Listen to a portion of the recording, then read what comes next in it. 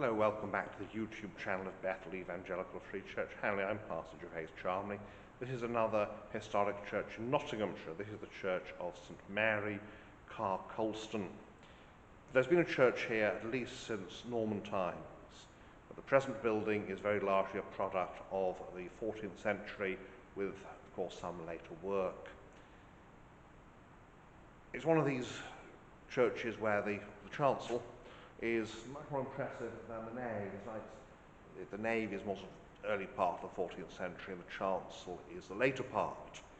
And it is a marvellous example of the type. It has various relics. I won't go around all of them because part of the point of these videos is to encourage people to visit churches and not to encourage people to just sit at home and not visit churches. So we'll have a look around and see the usual salient features. As usual, then we begin at the west end looking east, and see we have two aisles which appear to be of about the same date, given that the stonework on both sides is pretty much the same. And then down here, partially hidden and up against the column, which it would have been originally, is the font, a nice Norman tub. Like a nice Norman tub. Screens here conceal modern facilities. Speaking of modern things, one of the most modern features of this church is here, the Royal Arms of King Charles III. It's the first time I've seen Charles III's Royal Arms in a church. So they are very unusual. Obviously he's only been king for 3 years now, so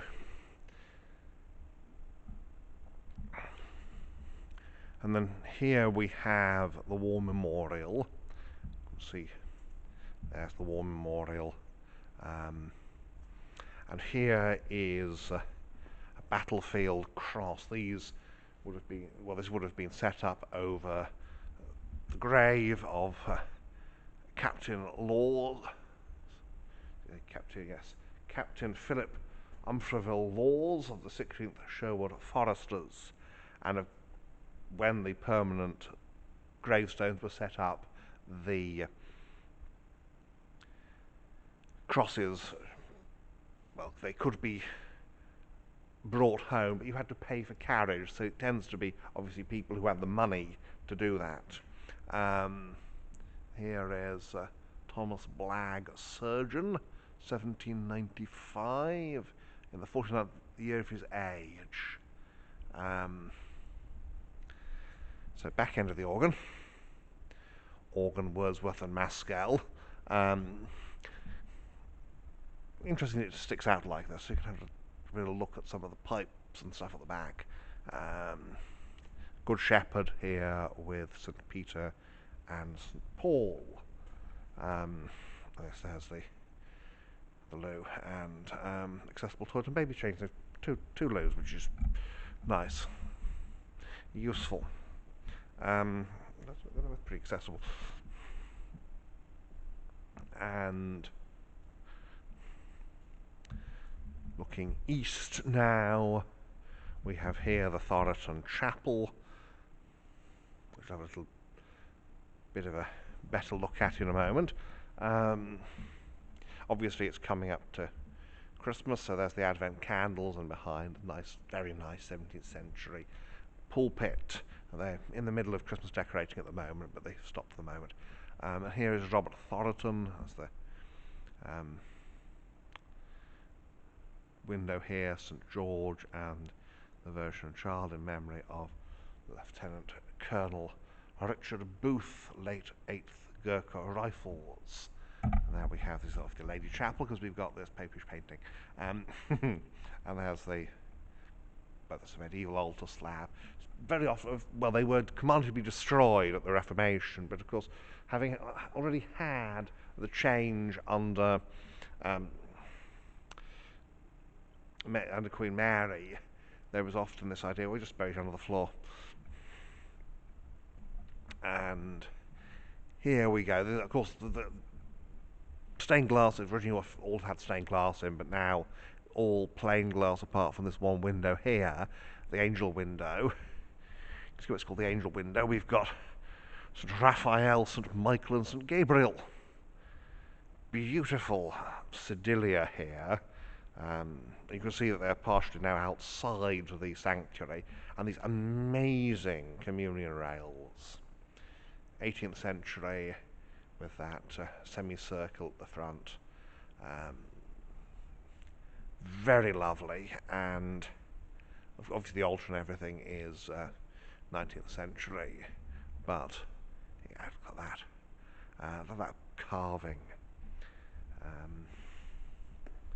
And the piscina, this has been restored, of course, whereas here the carving is basically original. There's usually some kind of level of restoration, and you see here how the arch appears on the inside. The communion table is 17th century by the look of it, so it's a table, although it's now altar-wise. There's lovely rails, because of course C of E communion is received kneeling at the rails, which requires decent rails to kneel at. And this is something that you see occasionally. This is the early 14th century cross from the apex end of the chancel roof, which has blown down. It happens occasionally. I remember when I was a boy, we found the one from the gable end of St Andrew's, Buxton in Norfolk. Again, same thing, it had blown down in the wind. So, proceeding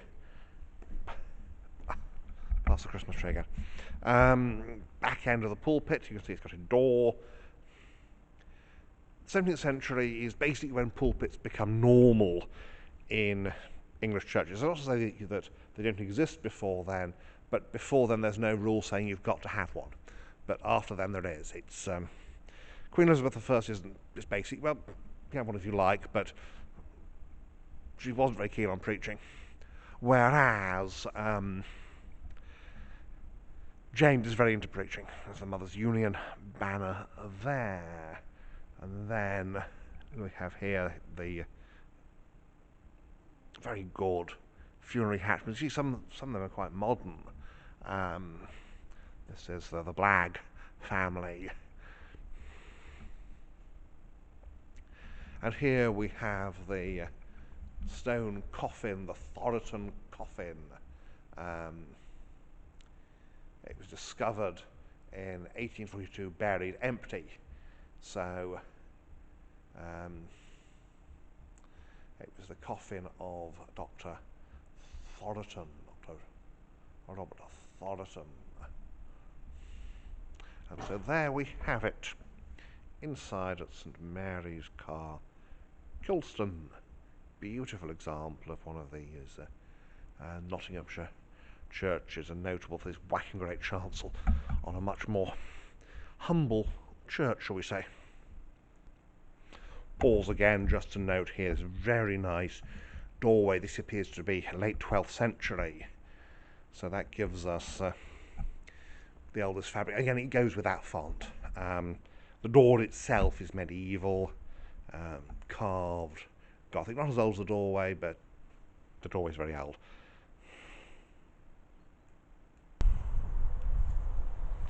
And here we are outside now at Car Colston. I'm not sure if it's a matter of the environment or the stone, but the light here in this part of Nottinghamshire can produce some wonderful effects, as you can see here. Now obviously part of this is December, but this is the winter sun. This is the angle of the sun in relation to us, so the sunlight is not as strong. But you get this beautiful effect on this stonework here. And you can see here the tower with its little, I think that counts as a spire. I'm going to call it a spire. And of course the whacking great chancel, as we shall see as we have a wander around. They often have, well, they have had sheep in here in the past, but obviously they don't at the moment, which is helpful. So we'll have a look around.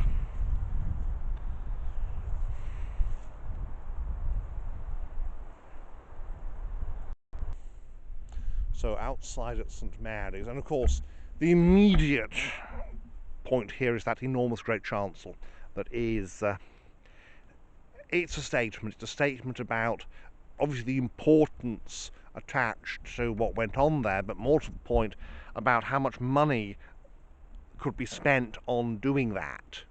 Because quite often chancels are not as well kept as, and not as impressive as naves, but here it's the other way around. The tower has, the upper part appears to be early 15th century, maybe late 14th, and that little spire is such a typical late 14th century thing that we will have a spire, but we won't make it too tall.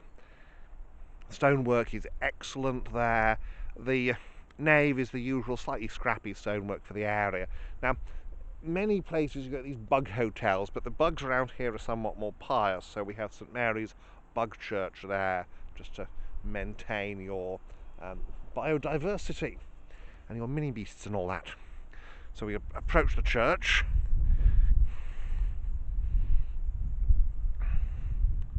and of course originally those windows would have all been filled with stained glass, so the effect today, where it's flooded with light, and clear plain light, is very, very different from what would have been the intention, in fact, when it was built.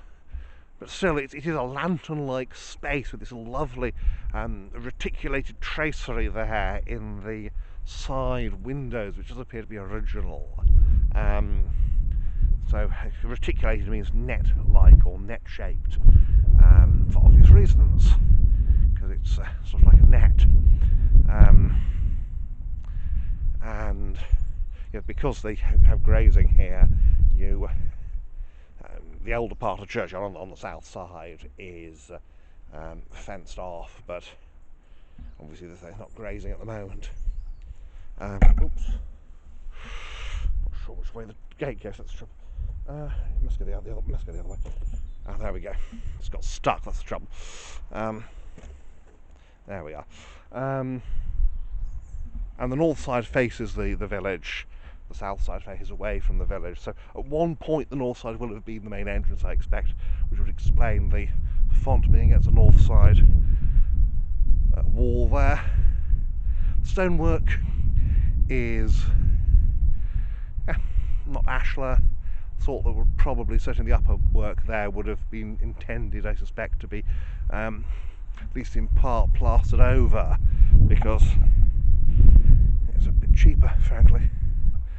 And see here the north aisle, and that lovely spire, like tower, it's taken to spire and gargoyles. As I've explained before, gargoyles, what makes a gargoyle is a water spout, and it makes that gurgling sound. That's where the word gargoyle comes from. They gurgle as they spit out water. Base of the tower is the older part. Well, you can't see very well because the sun's there, so we'll have a look around the other side.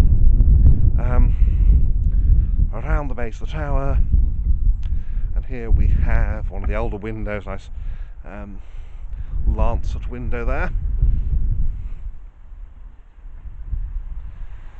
On the base of the tower, and back round to the porch here on the, you see that window there, that shows where the tower staircase is, on the south side. And as we look up there, yes, there we are, there's the transition between the older, rougher, darker stonework and the later medieval ashlar stonework, the posh stuff. And back around to the porch and these nice slate gravestones. This is one that is normally open. So there we have the whacking great chancel. There we go. That's the divide between the two. So there we have it, St Mary's, Colston. So thank you for watching, and may God bless you and keep you until next time.